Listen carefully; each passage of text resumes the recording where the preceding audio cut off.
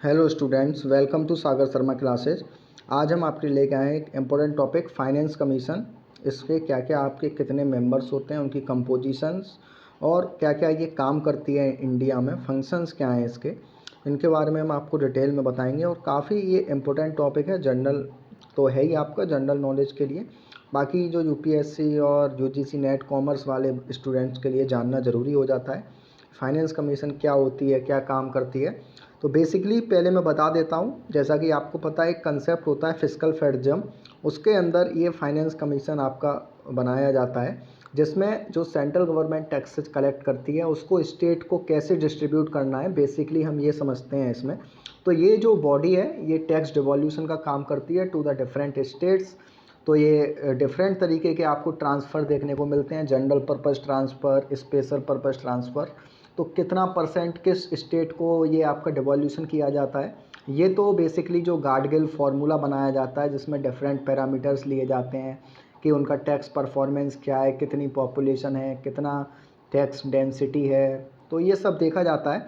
तो बेसिकली हम ये समझेंगे फाइनेंस कमीशन में कितने मेंबर्स हैं और अभी तक कितनी फाइनेंस कमीशन बन चुकी हैं। तो बेसिकली फाइनेंस कमीशन है जो कॉन्स्टिट्यूशन के आर्टिकल 280 के अंदर आता है। इसमें लिखा है कि एक फाइनेंस कमीशन हमको बनाना है, जो कि इसका जो टाइम होता है एवरी 5th ईयर और at such earlier time as he considers necessary. जो भी प्रेसिडेंट हैं वो बता सकते हैं। फर्स्ट फाइनेंस कमीशन कब कॉन्स्टिट्यूट किया गया था, ये 22/11/1951 को इसका बाइट प्रेसिडेंशियल ऑर्डर आया था under the chairmanship of Shri KC Neogy on 6 April 1952। तो 6 अप्रैल 1952 आपको याद रखना है। और पहले चेयरमैन थे कौन थे इसके, श्री केसी Neogy. Constitution of India envisages the finance commission as the balancing wheel of fiscal federalism in India. तो अभी जैसा कि मैंने बताया फिस्कल फेडरलिज्म के अंदर ही है, तो इसको बैलेंसिंग व्हील बोलते हैं। ये एक तरीके से बैलेंस करता है कि किस स्टेट को कितना टैक्स डिस्ट्रीब्यूशन होगा। उसके बाद अगर हम कंपोजिशन की बात करें तो कौन कौन इसमें मेंबर्स होते हैं, तो एक इसमें चेयरमैन होता है। जैसे कि अभी 15th फाइनेंस कमीशन है जिसका टाइम पीरियड 2026 तक कवर करेगा, तो अभी 15th चल रही है, बाकी यही 16th भी अपॉइंट हो गई है जिसके चेयरमैन आपके बनाए गए हैं श्री अरविंद पंगड़िया। तो अभी जो हैं वो आपके NK सिंह हैं 15th फाइनेंस कमीशन के। और 4 मेंबर्स होते हैं जो कि प्रेसिडेंट द्वारा अपॉइंट किए जाते हैं। और आप जब भी स्पेसिफाइड किया गया है प्रेसिडेंट के द्वारा उतना ये अपना ऑफिस उनका रहता है, इनका time period.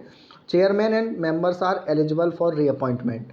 Constitution authorises parliament to determine the qualifications of members of the commission and the manner in which they should be selected.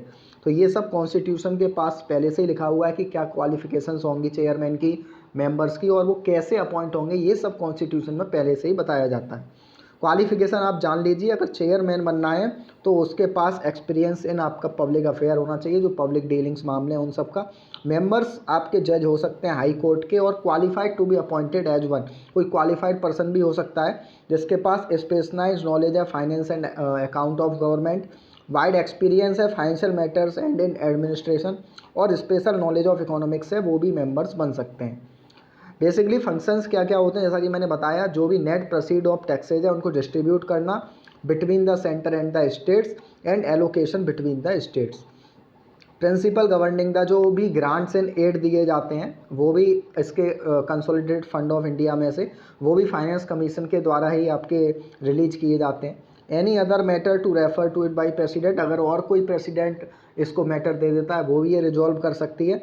और measures needed to augment the consolidated fund of state to supplement the resources of panchayat and municipalities. जो local governments हैं उनको भी अगर कोई resources की need है through panchayat and municipalities, finance commission वहाँ भी ट्रांसफ़र कर सकती है on the basis of recommendations made by finance commission. बाकी रीज़न क्या है behind the constitution provide for sharing of tax proceed, क्यों हम आप अपना डिस्ट्रीब्यूट करते हैं टैक्स स्टेट्स के साथ, ये बेसिकली इसमें समझना है। तो आपको पता है हमारे यहाँ फेडरल स्ट्रक्चर है, उसमें जो टैक्सेशन पावर्स हैं, जो ज़्यादा आपका टैक्स कलेक्ट करती है वो सेंटर करती है, लेकिन जो स्पेंडिंग है वो स्टेट्स के द्वारा की जाती है। तो उसको पूरा करने के लिए कमी को हमें उनके साथ शेयरिंग ऑफ टैक्स प्रोसीड्स करना पड़ता है। तो such a federal structure required transfer of resources from the centre which levies and collect the big taxes such as income tax, indirect taxes like excise and custom। जो आपकी दूसरी countries हैं जैसे Canada है, ऑस्ट्रेलिया है, वहाँ भी यही सिस्टम फॉलो किया जाता है कि सेंटर डिसेंट्रलाइज कर देती है अपने जो टैक्सेज है या अपनी पावर्स को रिगार्डिंग टैक्सेशन। तो इतना ही था, बाकी मैंने पहले ही बता दिया है। अभी तक आपकी 15th फाइनेंस कमीशन कॉन्स्टिट्यूट हो चुकी है, 16th भी हो ही गई है वो, क्योंकि इसमें ये रहता है जैसे 5 साल के लिए होता है इसका कार्यकाल। तो अभी जो है वो 21 से 25 तक है।